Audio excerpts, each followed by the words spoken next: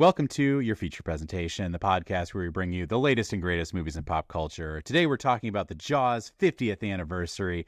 We have some fun movie news. We're talking the new James Bond director. We've got some great summertime blockbuster hits. It's going to be a great episode. Come join us. Here we go.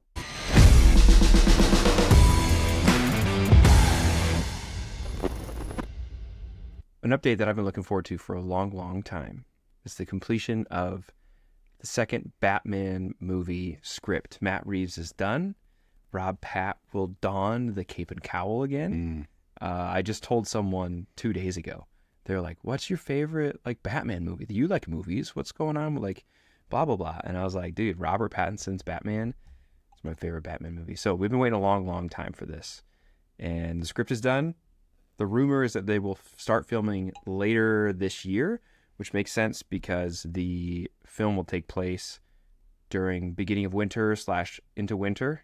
So that seems like it'll track, but I'm beyond excited. And I hope that this time that they've spent, the extra time and delays, is a labor of love for this movie. Yeah, that's really cool. We talked about it before, but I was hesitant to break into this Batman because I'm so tired of Batman movies. Totally. Yeah. And it's just Batman fatigue is really all it was. I think they're all great movies. And talking about the highest grossing movies, there's a reason why we have so many Batman movies, because you look at the list of how the highest grossing movie in all these years, there's so many Batman movies there. So they're like, this will make us a bunch of money. Make another Batman. Make it so. The tried and true. But I love Matt Reeves. Batman. It's so good. I think it's my favorite Batman movie as well. And we talked about that before, that some of, Christopher Nolan's, arguably The Dark Knight is more of a Joker movie, I think. Yeah, totally. And I like Christian Bale's Batman, but I think Rob Pat's Batman, I just like it better. I like the detective. I think that's the really interesting part about Batman. And I think there's a temptation to turn him into more of a Superman or a superhero in general, which is kind of like Marvel's struggling with that as well. But yeah, definitely pumped for this one. Totally. Yeah, I like the world's greatest detective aspect actually being involved in the story. So we've got that coming up. We also have a new potential James Bond director, which is very exciting. Denis Villeneuve will likely be directing a James Bond movie, which is crazy to me that this could be real, because for I think it was a week or two, it was just something that he mentioned offhand on a podcast, and now it seems like it's got some real traction behind it. So I'm really excited.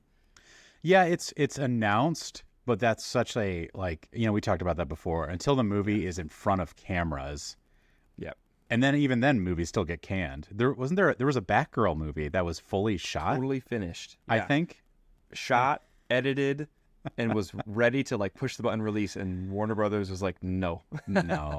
So I think this is an official yes, he's doing that. So that's the director who's done Dune. He's doing Dune Messiah, Arrival, a lot of great movies. Sicario, great director. Blade Runner 2049. He is a great director, and to me that's perfect. That's a great solid director who does good movies. Taking a crack at a James Bond movie. And James Bond too, it's nice they've set themselves up to keep reinventing themselves. There's nothing, they don't have to worry about Star Wars. This doesn't feel like Star Wars, because they're all already different, and it's been going on for so long. People have different eras, they have different James Bond, kind of like Doctor Who. It's the similar thing where it's totally. So many people have tried it. It's oh, well, I don't like Doctor Who now, or I love it now, and vice versa. So it's kind of cool that there's a lot kind of all over the place there. But this news definitely gets me excited. I think he'll do a great job. Yeah, James Bond is really interesting, that genuinely every generation of actor can have a relatively realistic dream of portraying James Bond at some point, right? It's not oh, I hope that one day they completely reboot Star Wars so that I can play Luke Skywalker. That's not realistic. But for an actor to go through his early acting career and be one day I hope I get to play James Bond. You might. Those are forever ongoing. So. Yeah, there's been a lot of speculation. Henry Cavill has been talked about. Aaron Taylor Johnson has been talked about. There's quite a few on that short list. Oh, was it Barry? Barry Kogan. Is that his name? Oh yeah, that'd be. He was discussed as well. I like all those choices, and it's also one of those things that's just not that critical for me, director or actor. Like they get me excited, but it's just like we've had one-off Bonds before, and that's fine. Yeah. And if it's really good, they'll stay around. So, yeah, good news. Good news. All right. Well, I've seen a few movies, and this is exciting. We talk about sometimes being our father selves that we don't get to see as many movies in the theaters as we like. But I've been powering through some movies, and I'd love to give you some quick reviews, and then we're gonna get to our Jaws 50th celebration. So really quick, I did see How to Train Your Dragon. Yeah. You have not seen this, correct? I have seen it. Oh, you've seen it. Okay, live great. action. Yeah. Yeah, we can have a little dialogue then. Great. I'd love to hear your response then as well. I think it was a great movie, really solid. I would say go see it. I am pro this movie. The negatives, I would say it didn't show me why this needed to be made. It's like, it's literally the same. IMDb has it as the same score. It's like an 8.1. So I'm like, it's really good. It's hilarious. But so was the original. And like, what was the reason for this? You know, I thought about like, if this is a movie that we're going to do a live action, it used to be animated, like what are the benefits? Well, you could make it more human. You could show more emotion. You could get, you know, maybe some gravity there, but they didn't really do that. And I'm not sure this movie warranted it, but like, they didn't really use the live action. It solid, but it didn't show me why this needed to be made. Yeah, it feels like I wouldn't say that I'm super excited about any of the live action, like animated to live action films. This one was really fun and entertaining for me, mostly because of the score and just to experience a new visual take on a story that like me and my family love was great, and that was worth the watch. Yeah, but there was no like modern retelling, or there wasn't anything to change. And I'm not sure how that even would have come across to the fan base. So like, this movie's 10 or 15 years old. You don't need to change anything. Then like, why do we need to tell the story other than to like make some money, some extra money? Yeah, that's my thing. It's like, I'm not saying I wanted them to add a bunch of stuff to it. Right. Yeah. But to me, like, there has to be something that's like an addition. And I thought this was really cool too, because it's the same director who did the original animated movie. Yeah, that's which to me, again, that would be like, don't you want to change something up?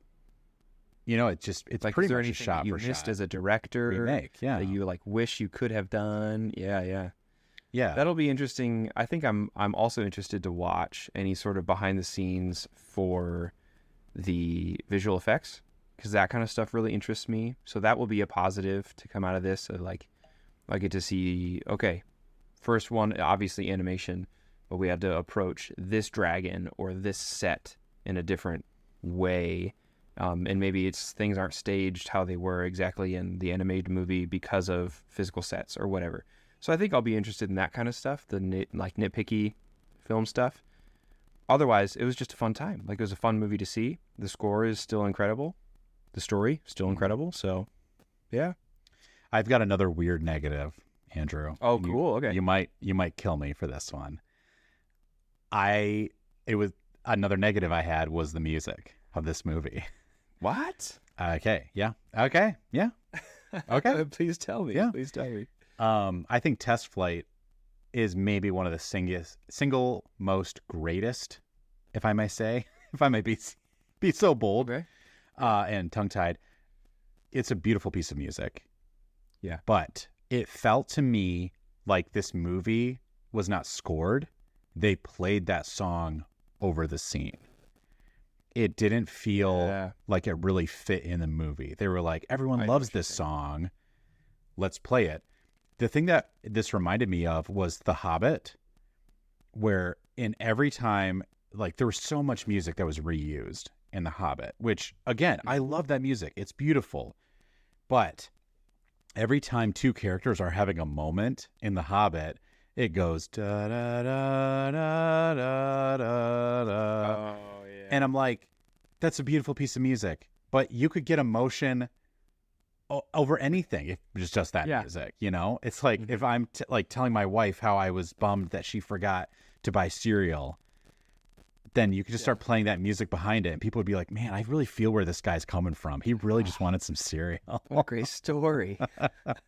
Yeah, I do get that. I remember thinking like, oh, this part isn't as great as the animated movie. No.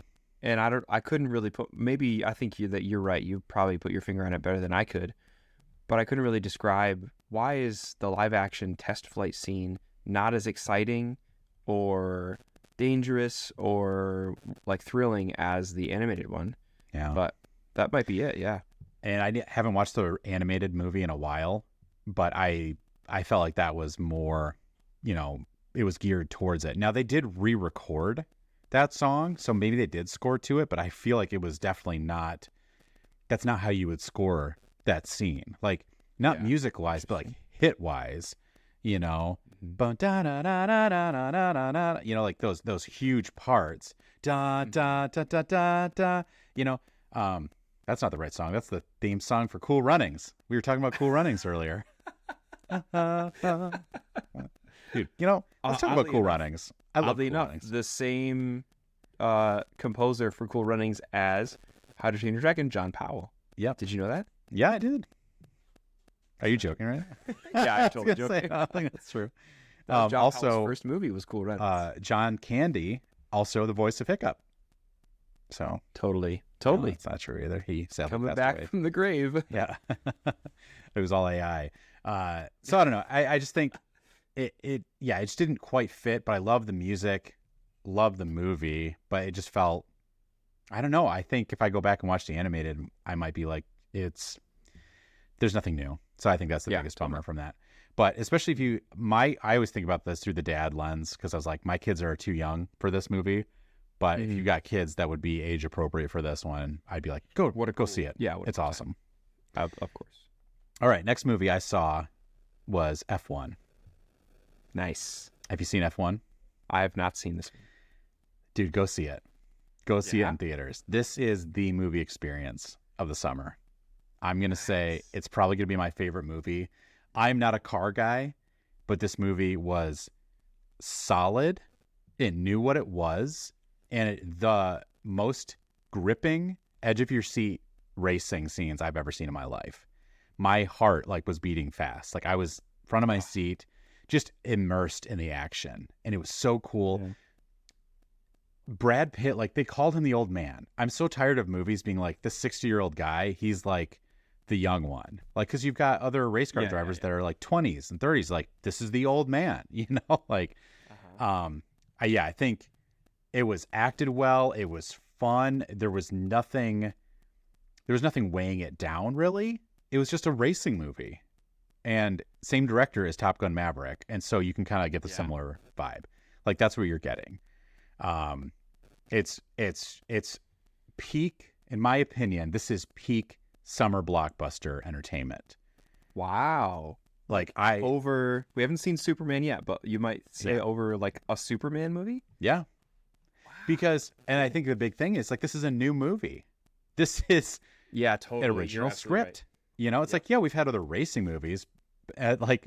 Superman, if we had no Superman movie before, you could say we've had so many superhero movies. Yeah. But we've had so many Superman movies. We've had so many Superman TV shows. So the fact that it was a great movie and it was an original idea to do an F1 movie is exactly what you're looking for. That's awesome. I love that. That makes a lot of sense to me. And it was just fun. It was just go. Watch cars go fast. That's what I've been hearing people say about this movie. It's what's your cars go fast? Highly recommend. My negatives, this almost was a perfect movie to me, honestly, Andrew. That's how good it was. The first half of this movie, I'm like, this might be a perfect movie. It was that good. The bog down from me came with the runtime. It's 2.5 hours. Sure. And whenever it got into relationship stuff, there was a classic we're gonna play blackjack to see who's right kind of scene, and then there's some relationship stuff, and it just really slowed down the action. Yeah, and back to the car. Yeah, and just some of the dialogue was fairly cheesy, and I think that The dialogue is a lot cheesier than you're gonna think, but it's Brad Pitt saying it. Yeah. So it's kind of like the same thing with like Leonardo DiCaprio. Like some of these juggernaut actors, like they can say cheesy lines and sell it really good. Yeah, totally. So there was a bit of that, and that's why too. Like if they had cut 15 minutes, 20 minutes out of this, cut some of the relationship stuff, I think it would have been a perfect movie. Whoa, But cool. still, I would say, with just seeing it once, I would say 9 out of 10. It's Nice. bold. It's bold, but it's a good Dude, movie. what a win for our summer. Right? Let's be real. Yeah. What a win for us as movie seers, movie watchers. Yeah. It's one of those things you want to see, right? It's movies, good movies, doing well. It made its money back at the box office already. Like, but I want to tell people like keep going to see it because I want studios to see that's what we want because it's just it's that Activation. good. So you have not seen Jurassic World, correct? No, this week, yes. Okay. But I've not seen it. Should we give our spoiler free? I've not seen it either, but should we talk about what's being said? No, I have not heard what's being said. Okay. I don't want to know. Here. Take out your headphones. Oh, okay. Give me 2 minutes. All right, do it. Okay. Give me a thumbs. Can you hear me? Okay. All right. So this is Andrew can't hear what I'm saying right now. They're calling it Jurassic World Afterbirth. That's the title that I've seen jump around. I've seen several people just give it like a garbage rating. It's supposed to be highly flawed, and the bummer is this director, Gareth Edwards, I think is never giving us an amazing movie, and it feels very similar to me, just from his thing. It's just like it's an okay movie. The visuals are going to be great, but I just don't think this is a movie that's going to be worth your time. So Andrew might have different feelings on this, but I just want to give you my heart feel thing of don't go see this movie. Save yourself. Go see F1 again. Andrew is also pulling out his magic cards. So, all right, join us. Join us. Soul Ring. I'm so excited for you because you need to listen to this episode after that. And there's a little tidbit there for you. That's great. That's great. All right, let's jump right in to our Jaws 50th. Oh wait, can I give you a 45-second blurb actually? Go for it. So, I've seen a handful of movies as well in this first month of summer. What? Yes. Obviously, How to Train Your Dragon is one of them. I did see The Materialists. Have you heard of that one? Yeah, I did not get a chance to see that. Yeah, Chris Evans, Pedro Pascal, Dakota Johnson. It was fun. It was a great one. I also saw The Life of Chuck. Have you heard of that one? Yes. I did not see that one either. It was great. It was beautiful. I saw it with Jay Gill, Justin from the Doodads. Shout out. Shout out to the Doodads. It was a great time. The movie finished. We had an absolute delight of a movie experience, right? Great movie, very moving, emotionally captivating. And we both looked over at each other and we were like, loved it. Nobody's going to see this movie. Like, the draw is not here. We really liked it, but unfortunately, it feels like a movie that no one's going to go see in theaters. And it'll go to streaming somewhere, and maybe we'll make a little bit of money off that. But, like, yeah, bummer in that sense. But it was a great watch, The Life of Chuck. That is a shame with movies like that, too, because I think, well, that's the movie that should go straight to streaming. There's quite a few movies that like the more people, to watch it. Yeah, it's just like, let's go straight to streaming. Like, there's nothing wrong with that, but especially a lower budget. I think that's what we'll talk about too, is like some of these movies, these big, summer movies are like, these were made for the big screen. The Odyssey next year is shot completely in IMAX. Like, that's meant to go see at the theater, Yeah. But then it's interesting when they're like, oh, we're just going to send this to streaming. But like, this is one that's like, that'd be a great one to send for streaming. But yeah, I mean, so Mike Flanagan directed it, and he's done a bunch of streaming series already. That's like his forte. So it was cool to see him go into like shooting a movie for theaters, and I enjoyed that. But yeah, he seems to be the horror series streaming king. and the movie doesn't seem like it's going to do well. So bummer, but that's my little thing. That's awesome. Yeah, that's fun that you went to see it with Justin because I know he loves Mike Flanagan. Yeah, we're last both time we like talked our to him. boy Mike. Yeah, Michael. Speaking All of right. Michael, can I talk about Jaws now? Please. Michael, the son of Chief Brody, of course. That's my Obviously. connection. All right. Happy Shark Week. I hope you're enjoying. I hope you're celebrating at home. I celebrate privately, but I'm a practicing Shark Week. But yeah, so this is the 50th anniversary of Jaws, and please go watch, if you're a huge Jaws fan, please go watch our episode on Jaws. I think it's the only movie talk we've ever done that's been just me and you. Oh, I think you're right. Yeah. Yeah, which is cool. It's just the two of us. Couldn't help it. Yeah, we're just like, we have to talk about this movie, and it was Shark Week last year, and yeah, it was just such a fun movie. So, given that talk, Andrew, what does Jaws mean to you? What does Jaws mean to me? It means it means great practical effects. It means beautiful score. It means great acting. I don't know. What doesn't it mean to me? Wow. It doesn't mean bad. Nothing bad. I've been struggling because I always say The Fellowship of the Ring is my favorite movie. Yeah. But I think Jaws may be my favorite rewatch movie. I would believe that. Yeah. And I think the reason, also, if you saw my Jaws popcorn bucket and there cup, she is. And Lego set, Life magazine. I think The Fellowship of the Ring is a movie that I treat with such great respect that I can't watch it on my phone. I don't want to watch it on a plane. There's some reverence. Yeah, it's like lights out. I've got 3.5 hours. I'm going to sit down. Yeah. Watch There's it. no halfway. You don't go halfway with Fellowship. You watch the whole thing. Yeah. But I think with Jaws, it is the movie that I turn on like when I'm sick or just my comfort movie. I think Fellowship is also a yearly watch for me, but like I said, it's just harder to make that happen. But Jaws will always be that because I'm like, oh, I'll put on Jaws, Totally. So it is definitely that comfort movie for me, which is so funny because it's a horror movie. That's what I was just gonna say. The aesthetic of Jaws is very cool, and that's probably just the 70s, like the mid 70s. Seems cool to us. I mean, you were alive already. You had finished college by that point. Yeah. I wasn't even born yet, so I'm sure for you to look back on the glory days is so special for you. I was like, man, I remember those 70s vibes, just kicking it down the street, incredible.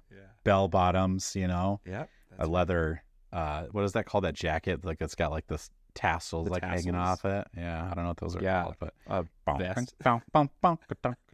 Your afro. Yeah, my giant afro. But yeah, I think that's why Jaws to me is so special. It's just one of my favorite movies of all time. The aesthetic is so good. It's such a good visual. Steven Spielberg's first. It's his third movie, I believe, because you've got Duel, which is a TV movie, and then Sugar Land Express.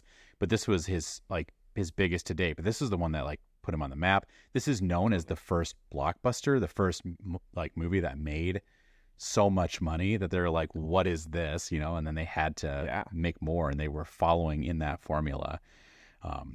So yeah, Jaws, the visuals look great, and man, you can just see it. They have this new, I'm going to nerd out for a second here, but Please. I got that new Steelbook. So that's in 2022, they did a restored digital copy, which on like 4K and Blu-ray and stuff. So they went to the original prints, and like on the behind the scenes, you can literally see they put it through like this bath to like clean up like the actual film reels. They put it through this like whatever it is, goop. I want to say goop. Okay. They put it through, and then they like picture by picture restore this film. Oh. And so it's like if there's shaky picture, or there's like there's like, oh, this got a damage on this one photo, so they'll remove that. So like there's this one shot of the mayor where there's like a line going through his head.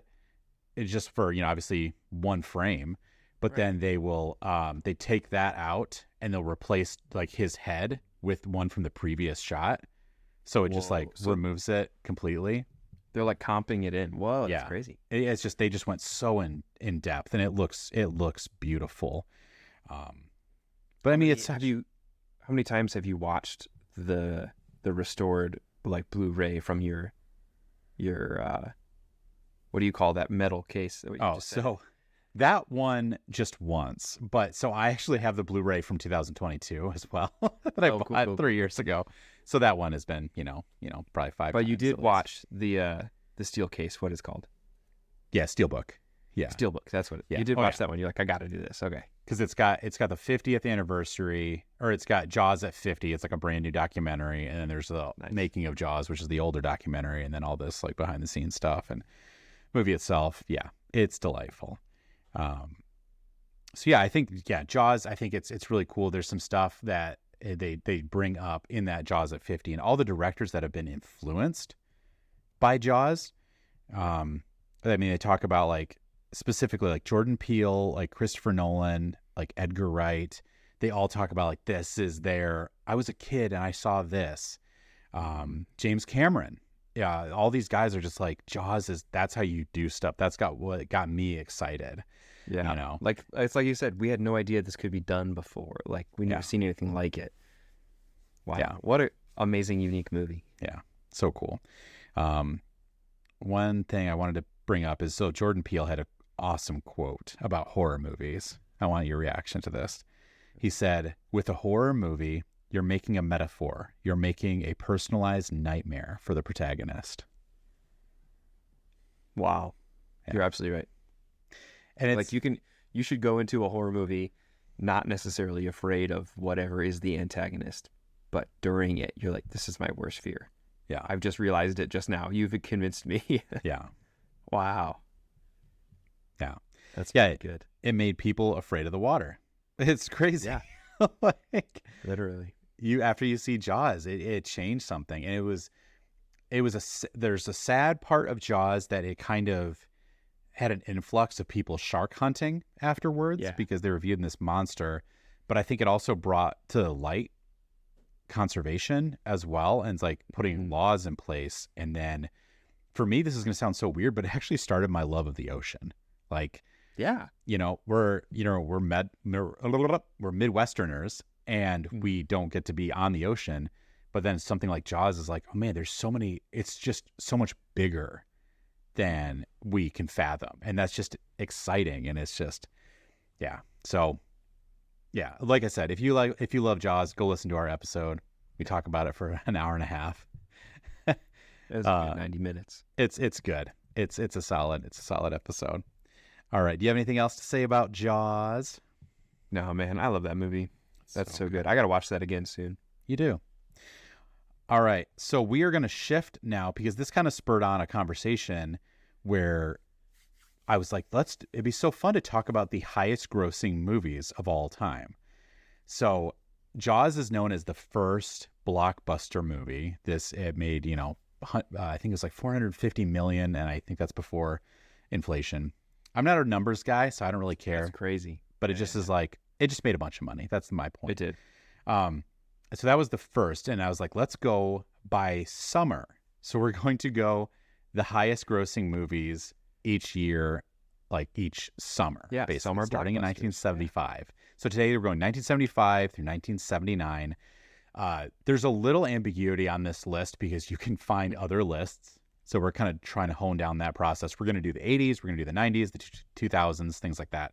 But for this list, we've got our 4 movies, and we're just going to go through them. So I think we should just name the list first. Great. And then we'll go through them individually. Does that sound good? That sounds awesome. All right. Why don't you read us the list, Andrew? Okay. We've got Jaws, 1975. 76 is The Omen.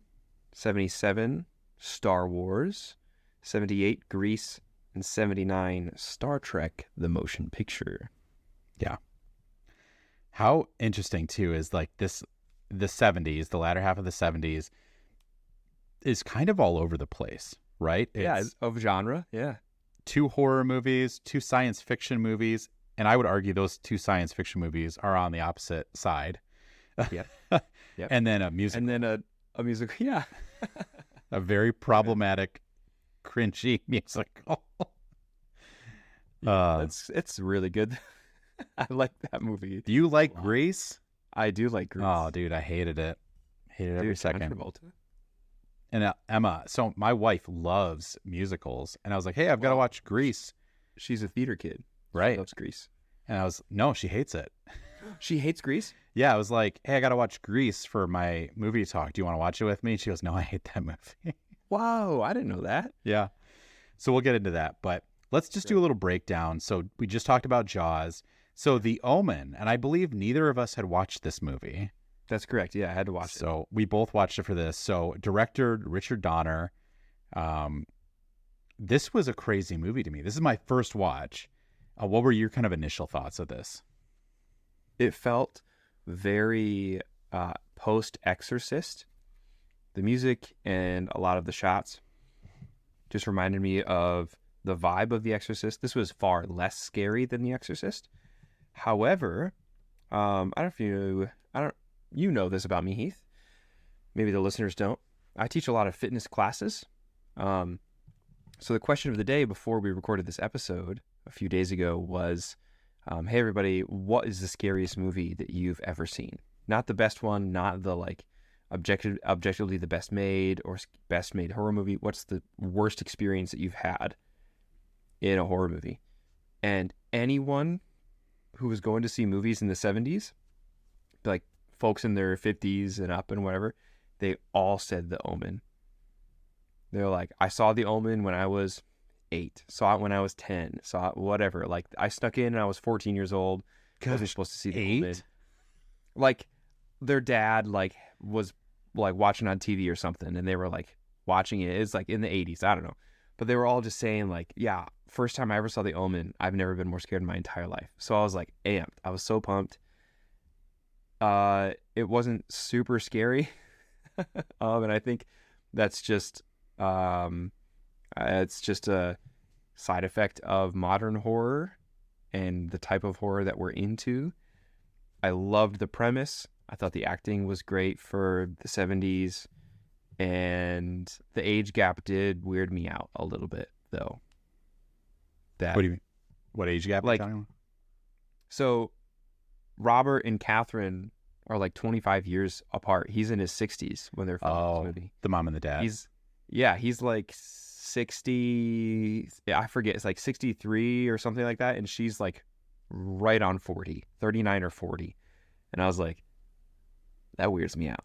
I don't know. Like a 60-year-old man having a baby. Or supposedly.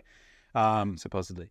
Yeah, I think this movie, it was really interesting. Yeah, I'd never seen it. I can see it being really intense in its era, because I think this is like, I mean, they walk into the one guy's apartment and there's like crucifixes all over the house, like really like, oh yeah, it was like pages of the Bible. Pages of the Bible, thousands and it, like, everywhere. Looked creepy, and I think we're kind of more used to and desensitized by horror movies doing that kind of dark stuff.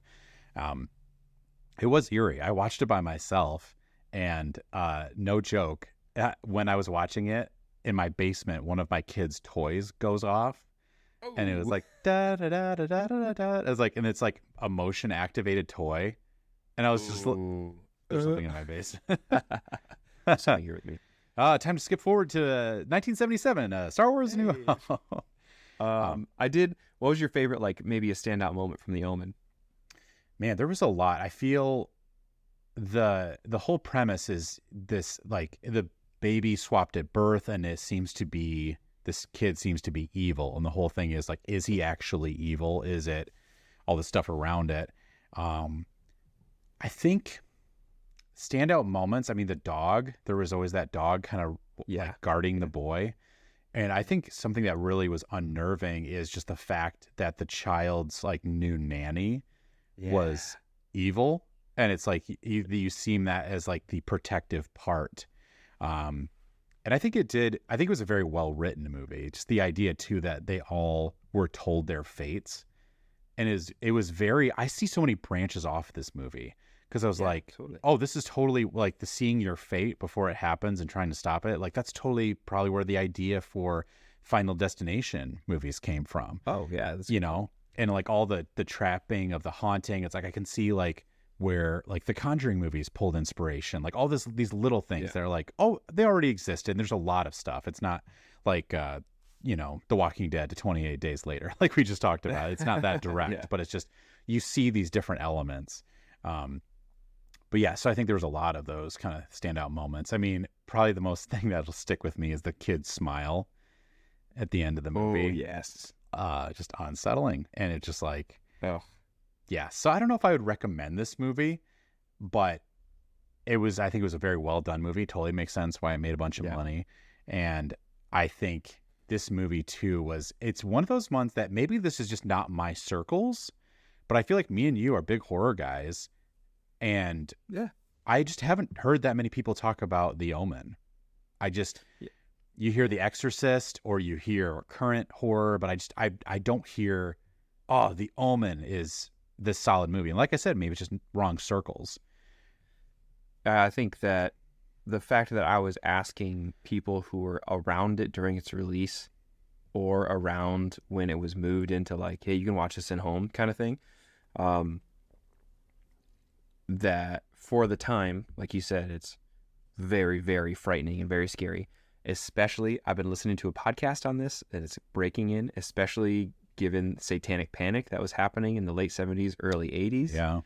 The whole culture was like, there are Satanists coming, like they're moving into our neighborhoods and performing cult practices and murdering kids and all this crazy stuff. That's a topic for a different thing.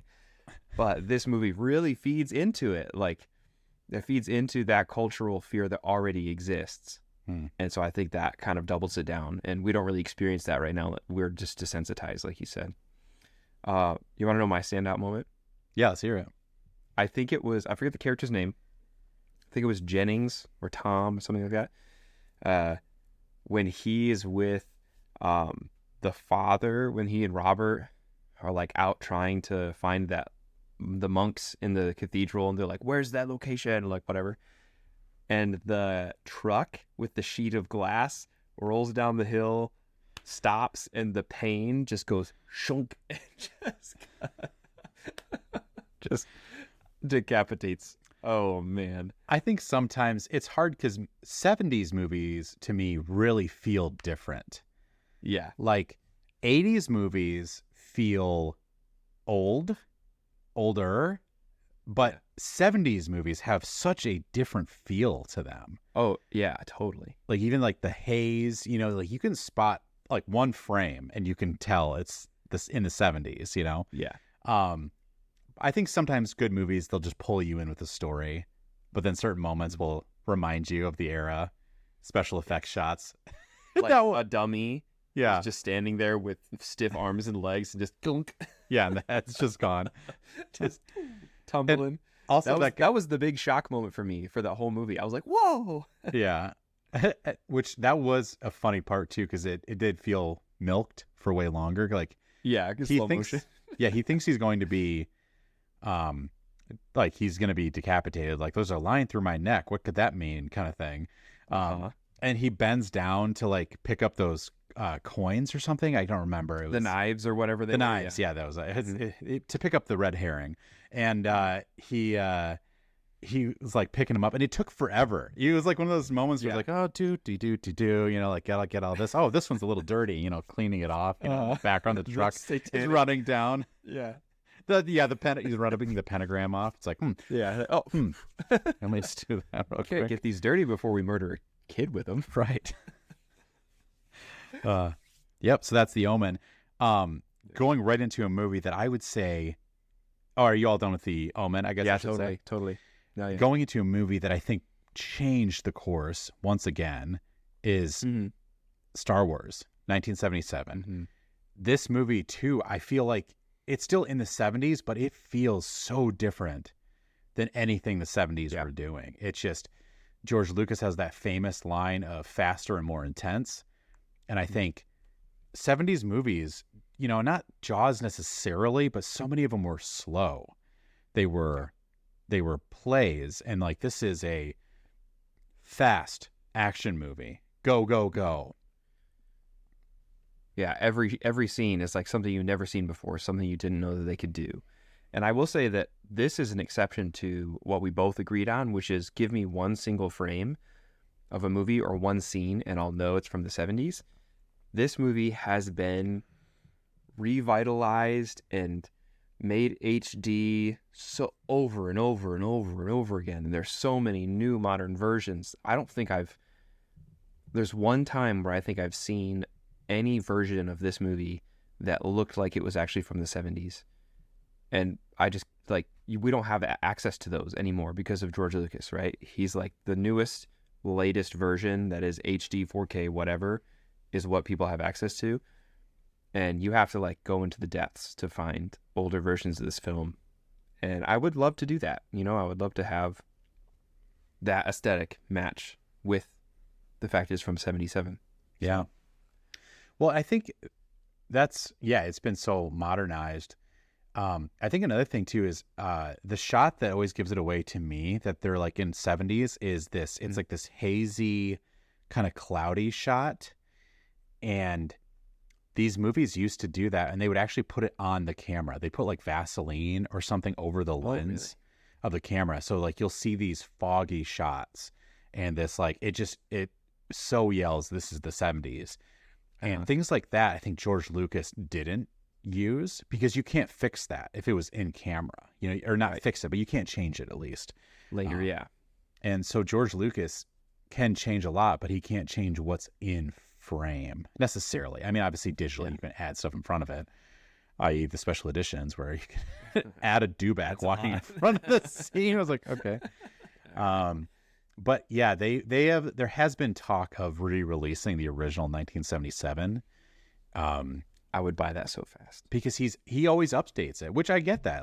He's George Lucas is an artist that always wants to improve. Sure. I wish he would stop, but at the same time, stop. Yeah, stop. No.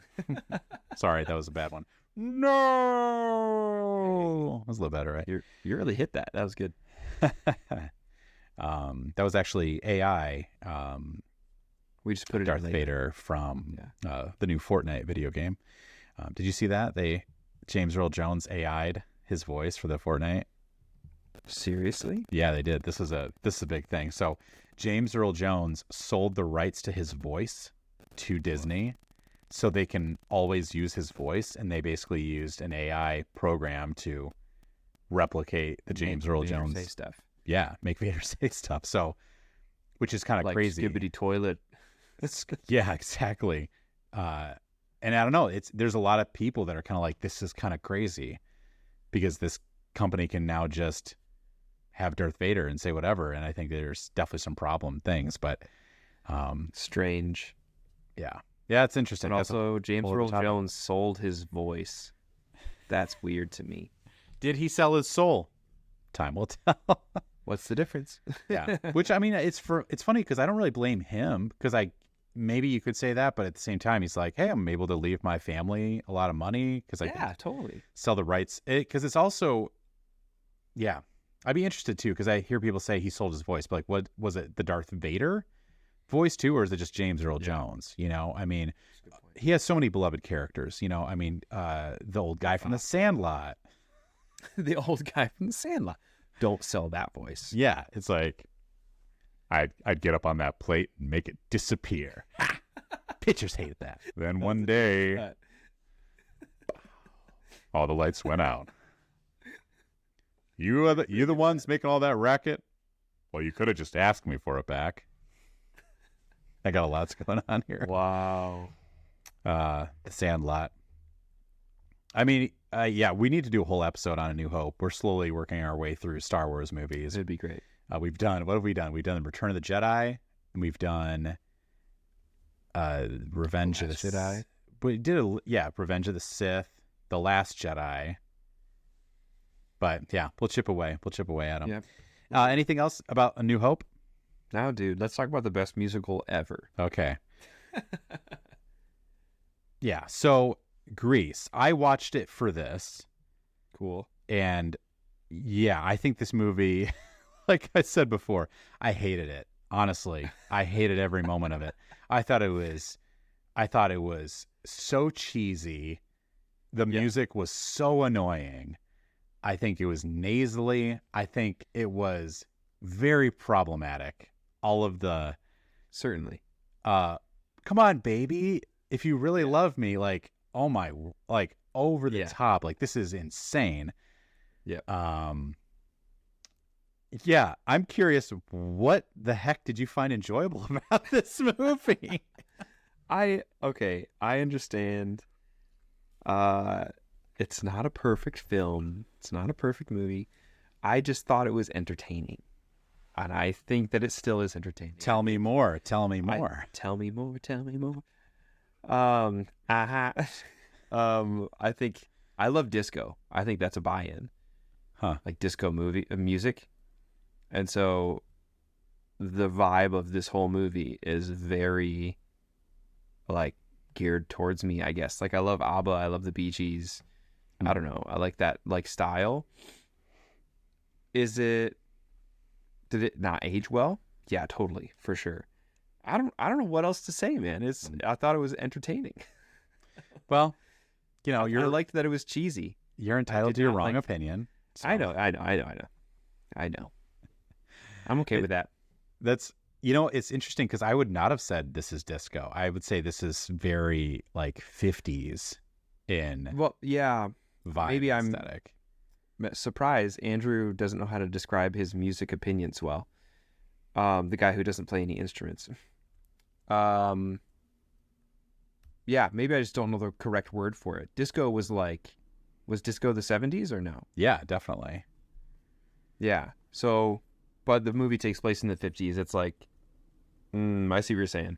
Regardless, I like corny, cheesy lines in musicals and that kind of stuff. So, yeah, I enjoyed it. I think I've seen it 2 times total in my life. So, the fact that you don't like it is not breaking my heart. I'm going to be honest. Just don't talk bad about Dirty Dancing or I'll come get you. I'll find you. I'm going to bash on that right now. Dirty Dancing? No, I'm just joking. I've never seen it. Oh, okay. Never seen it. No, Saturday Night Fever. So is the movie John Travolta did the year before this. And that's disco. That's straight. Got it. Yeah. You know, Bee Gees. And yeah, which is interesting hearing you say that because, you know, I said brought this up to my wife and she's such a musical fan and she doesn't like this movie. So I was like, that's interesting that you liked it. And it's crazy to see how wrong you are, you know, like, so yeah, I will totally fess up that I like this movie and it should be considered part of the conversation that I don't know anything about music. So take that as you will. Yeah, I get it. And hey, I am also one of those people too. It's like you like what you like, no matter how weird it is.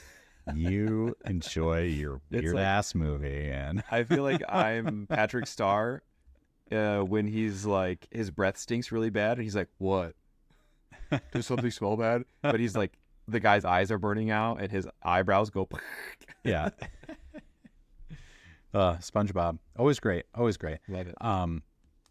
All right, let's do the next one here. So, Star Trek: The Motion Picture.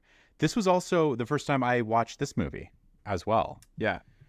Have you seen this before then? So I have a confession. This is one I did not get to watching. Oh, that's okay. I know. Yeah, we talked about that. We're gonna have to divide some of these because we're gonna do certain ones. So next time we do this, we're not sure if it's gonna be next week or not yet. But the next time we're gonna do the '80s movies, and both of us we've seen most of them. We compared our lists. It's like, hey, let me know which ones you haven't seen. So if we can't watch all of them, we can at least hit the one. So at least one of us has seen every single movie.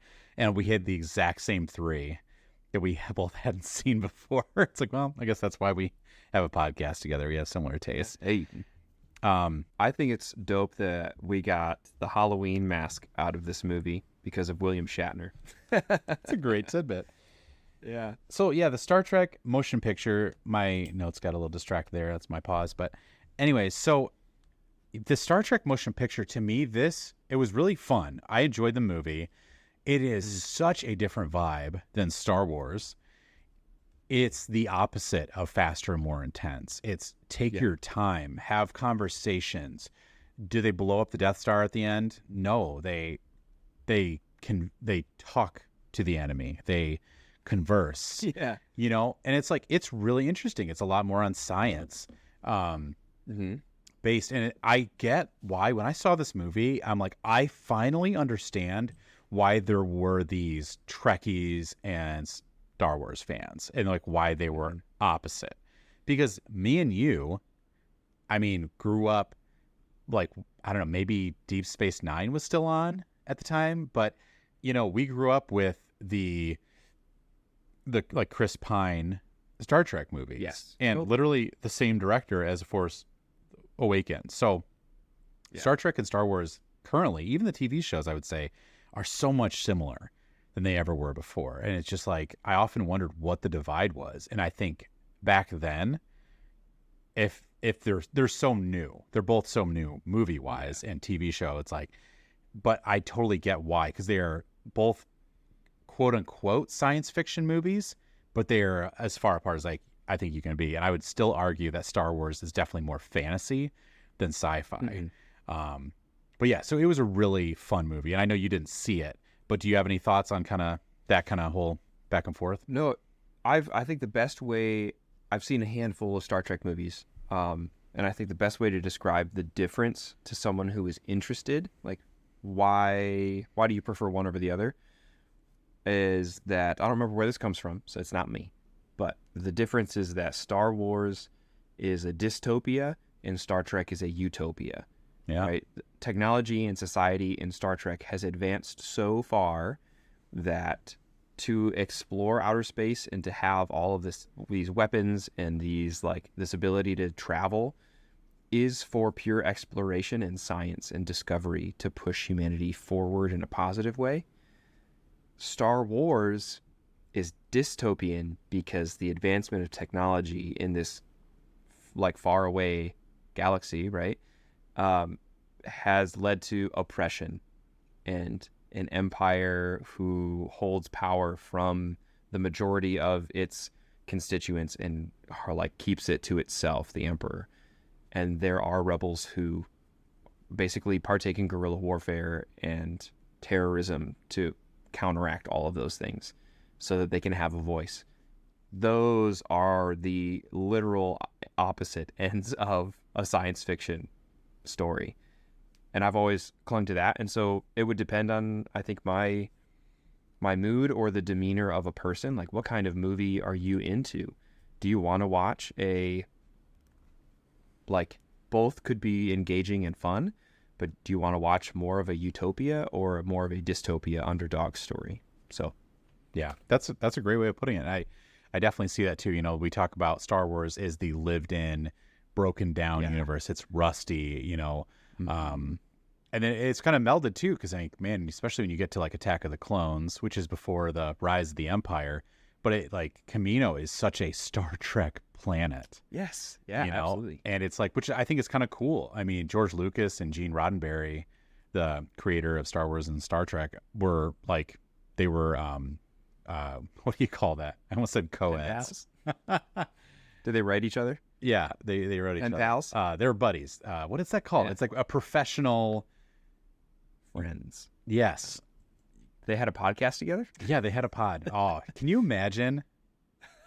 They'd say star. They call it star. Just star. Star period. Star period. But they'd spell out period. So nice. Yeah, and it was a fun movie. I highly recommend going through this movie too. That like, terrific. I think you would have fun. I know you said you had seen a couple of them, but just like slowly go through all the Star Trek movies because I think it's worth your time. There's some standout parts to me too that I was joking with my wife, because Star Wars, like we talked about, faster, more intense. They'll just be like ship, go, light speed, whatever.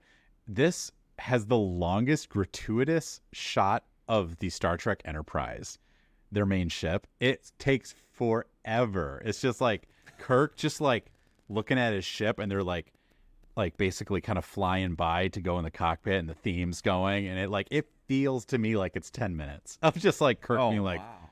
yeah, look at that. You know, it's just like feels a little lustful, to be honest. It feels like we're getting a little dirty. Do we need to like? Whoa! It's like, yeah, it's like, Jeez. you know, I did feel a little guilty, you know, so I was like, I shouldn't be watching this. You know? It's like I'm a dad now, you know, I can't be watching this stuff. You close your wife's eyes. Yeah, it's You like, can't see this. yeah, don't look at that ship. Yeah, Emma is a huge Star person fan. She loves the starships. That's the phrase I was looking for. Starship fan. She loves them. Yeah, so I think it was a good movie. Another thing that stood out to me too is the technology. I've heard the criticism the other way, that Star Wars, specifically like Solo, they're getting fuel. It's like that's a Star Trek thing, because Star Wars, they don't talk about running out of gas. They don't talk about, you know, that kind of things. Well, Star Trek is the ultimate, like, the technology is being worked on. Things go wrong. Things don't work. Yeah. We have to get fuel. We have to get this. Like, it does feel like for a futuristic sci-fi show, they're trying to ground it in like problems that you would have. Yeah. And I thought this was really cool too, because I think the oh my gosh, the teleport is a big Star Trek thing, right? Yeah, like beam me up, Scotty. Yeah, and in the Star Trek the motion picture, it doesn't work. They're having trouble with it, and they struggle to connect, and someone is transferring. So it's not a war thing. It's in like just getting started, and they're trying to transfer two people, and it fails, and those people like die. And it felt like very like horror to me almost. I'm like, whoa. And like I was like, technology goes wrong. Yeah, and it's like, man, Star Wars would never do that. Like it's a character death that's like because of a war, because of the struggle they're in, and it's very meaningful. And this was a malfunction. A malfunction, and this is the burden of being an explorer. And that felt very cool too. It's like, yeah, it's, you know, explorers are brave. Like they are trying new things, and they're mm-hmm. you know going out. So they're their own test subjects. Wow. Yeah. So yeah, super fun. Let's end here, but we're gonna keep going through these lists and do some like highest grossing movies of summer. And to me, I do want to point out that it's interesting in the 70s and seeing these movies that these are the highest. It's not the best movies of the year. It's not the best movies of the summer necessarily. Right. This is like, these are the movies that people went to see the most, which is such an interesting list to me. And seeing this list, you see 2 horror movies, a space opera, a musical, and then a science fiction. And it's like, those are so different. And I think that just is really interesting to me. I love that. I think that's like, that is humanity. That is our culture now, and apparently the culture of the 70s as well, of like, hey, I like what I like, you know, entertainment is entertainment. And whether it's a story about people in space doing cool stuff, or a musical with John Travolta that is crappy, apparently, people are going to dig it, you know? So I think we are batting the same average. We like 4 of the 5 from this list. And the only reason I would say that I don't like all 5 is because I haven't seen the Star Trek motion picture, and you don't like Grease. So, yeah, they just seem like, I have a feeling we're going to get a lot of like really great genre like snapshots of like, this is what the genre should be, you know? Yeah, definitely. And you'll see too, with like we talked about, why are they making sequels and remakes and stuff, you'll see from this list like movies that make money. That's why they're like, how do we keep making money? And it's the entertainment industry. Like, it can be the best movie in the world, but if it doesn't make money, it's probably not going to get anything further on. But it is really cool to see cultural snapshots of different eras, you know, and like we're we're going to get it to that point too. We're in the, especially in the 2020s, where we can see what movie made the most. Like, oh yeah, everyone was talking about that movie. Everyone wanted to go see it, and that's just, it's so interesting to see that we can look back and we can look forward too. And I would say this too, movies do ebb and flow. There's good years for movies and bad years for movies, but I think you can say every year gives us something new. And there's always been a couple movies that I found each year that's like, that's a good movie. And I think that's just really exciting. Yeah, totally. All right. Let's pray. I knew that was going to get you. Bow your heads, please. All right. Thank you, everyone. Thank you so much for tuning in today. We hope you enjoyed listening to the show as much as we enjoyed creating it for you. Remember, you can catch our episodes every Wednesday on any podcast platform. Be sure to add us to your favorites. Don't forget to swing by our TikTok and Instagram pages. Your likes, comments, shares, those mean the absolute world to us. We thrive on your interaction and can't wait to see what you have to say. So, we'll catch you next Wednesday for more great content. As always, go see a movie. Go see a movie.